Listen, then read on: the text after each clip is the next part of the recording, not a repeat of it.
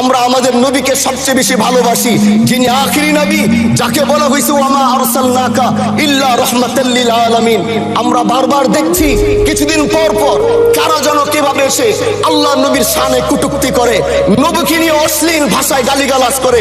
এই দেশের মানুষ নামাজ না পড়লেও যদি কেউ নবীকে কটূক্তি করে তার কলিজা ছিঁড়ে যায়, সে রাজপথে নেমে যায়। আমি বলবো যারা নবীকে কটূক্তি করে, নবীর নামে গালিগালাজ করে, এদের মৃত্যুদণ্ড, এই আইনটাও যেন বাংলাদেশের এই সংসদ থেকে পাশ করা হয়। মাননীয় স্পিকার, এলাকায় বলেছিলাম যে আমরা ন্যায়ের পক্ষে কথা বলবো, ইনসাফের পক্ষে কথা বলবো। তখন অনেকে হাত ধরে বলেছিল, হামজালা ভাই জাতীয় সংসদে যখন যাবেন একটু বললেন হাদি হত্যার বিচারটা যেন হয়। ন্যায়ের পক্ষে কথা বলেছিল, ইনসাফের আওয়াজ দিয়েছিল। আমাদের মতোই যুবক মাননীয় স্পিকার, তিনি এই যে স্বপ্ন বলেছিল এক সুন্দর বাংলাদেশ করবার, রাস্তার ভিতরে সেই স্বপ্ন থামিয়ে দেওয়া হয়েছে।